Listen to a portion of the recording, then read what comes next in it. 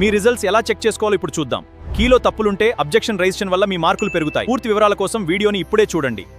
SSC GD 2026 అభ్యర్థులందరికీ చాలా doubts ఉన్నాయి. ఎప్పుడు రిజల్ట్స్ వస్తాయి, ఎలా చెక్ చేసుకోవాలి, రిజల్ట్స్ వచ్చాక రాంగ్ ఆన్సర్ కీలో వస్తే ఎలా అబ్జెక్షన్ చేయాలి, ఒకవేళ అబ్జెక్షన్ చేస్తే ఎంత కాస్ట్ అవుతుంది, 50 రూపీసా 100 రూపీసా, నార్మలైజేషన్లో మార్క్స్ యాడ్ అవుతాయా తగ్గుతాయా అన్నది చాలామందికి డౌట్స్ ఉన్నది.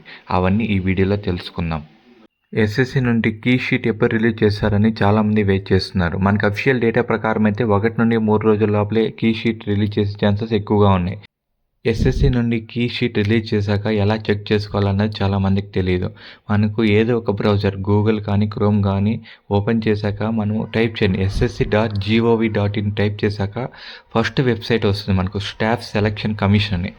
మనం చెక్ చేసుకుంది ఫేక్ వెబ్సైట్స్ కూడా ఉంటాయి. మనం స్టాఫ్ సెలక్షన్ కమిషన్ అనేది క్లిక్ చేశాక మీకు ఎస్ఎస్సి పోర్టల్లో లాగిన్ పేజ్ అనేది ఓపెన్ అవుతుంది. క్యాండిడేట్ లాగిన్ అని మీరు రిజిస్ట్రేషన్ నెంబర్, అడ్మిట్ కార్డులో రిజిస్ట్రేషన్ నెంబర్ ఉంటుంది. ఆ నెంబర్ ఎంటర్ చేసి మీ పాస్వర్డ్ క్రియేట్ చేసి ఉంటారు కదా, మీ పాస్వర్డ్ ఎంటర్ చేశాక క్యాప్చా వెరిఫై చేశాక లాగిన్ క్లిక్ చేయండి. లాగిన్ క్లిక్ చేశాక మీ అక్కడ ఎగ్జామినేషన్ నేమ్ అంటే కానిస్టేబుల్ జీడీ అని క్లిక్ చేసి పేపర్ అంటే ఏ పేపర్ మీది ఏ డేటా అనేది సెలెక్ట్ చేసుకున్నాక మీకు డౌన్లోడ్ ఆప్షన్ కింద వస్తుంది డౌన్లోడ్ షీట్ అని. ఆ డౌన్లోడ్ కీ షీట్ డౌన్లోడ్ చేశాక మీకు రిజల్ట్స్ అన్ని చెక్ చేసుకోవాలి. మీరు కీ షీట్ డౌన్లోడ్ చేశాక 1-10 సార్లు చెక్ చేసుకొని మీరు కరెక్ట్ ఆన్సరే పెట్టిండొచ్చు, బట్ ఎస్ఎస్సి నుండి రాంగ్గా వచ్చిండొచ్చు. అలాంటప్పుడు మీకు ఒక ఆప్షన్ ఉంది, అబ్జెక్షన్ అనే ఆప్షన్. మీరు ఎలా అబ్జెక్షన్ పెట్టాలన్నది ఈ వీడియోలో తెలుసుకున్నాం.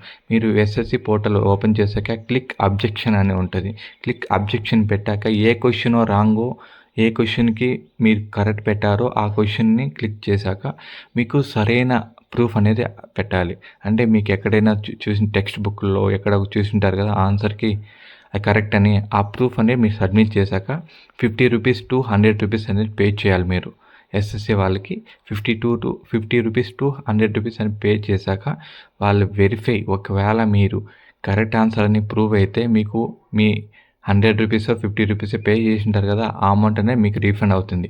ఒకవేళ అది ఆన్సర్ రాంగ్ అయితే మీకు ఎటువంటి రీఫండ్ అనేది ఉండదు. తర్వాత నార్మలైజేషన్లో మనకు మార్క్స్ పెరుగుతాయా తగ్గుతాయా అని చాలామందికి డౌట్ ఉంటుంది. మనకు ఫస్ట్ వీక్ 2026లో ఫస్ట్ వీక్లో కండక్ట్ అయి ఉంటుంది ఎగ్జామ్. ఆ ఎగ్జామ్ వాళ్ళకి మాత్రమే నార్మలైజేషన్లో మార్క్స్ ఇంక్రీజ్ అయ్యే ఛాన్సెస్ కొన్ని ఎక్కువగా ఉంటుంది. ఎందుకంటే ఫస్ట్లో పేపర్ ప్యాటర్న్ ఎలా వచ్చింది అనేది చాలామందికి తెలియదు. అందువలన ఫస్ట్ షిఫ్ట్ వాళ్ళకి సెకండ్ షిఫ్ట్ వాళ్ళకి పెరిగే అవకాశాలు ఎక్కువగా ఉన్నాయి. అంటే ఫస్ట్ వీక్ సెకండ్ వీక్ వాళ్ళకి. మిగతా వాళ్ళకి పెరగదా అంటే పెరగచ్చు తగ్గచ్చు చెప్పలేము. అది depending on me shift, me tough అంటే క్వశ్చన్స్ బట్టి అది డిపెండ్ అయ్యి ఉంటుంది.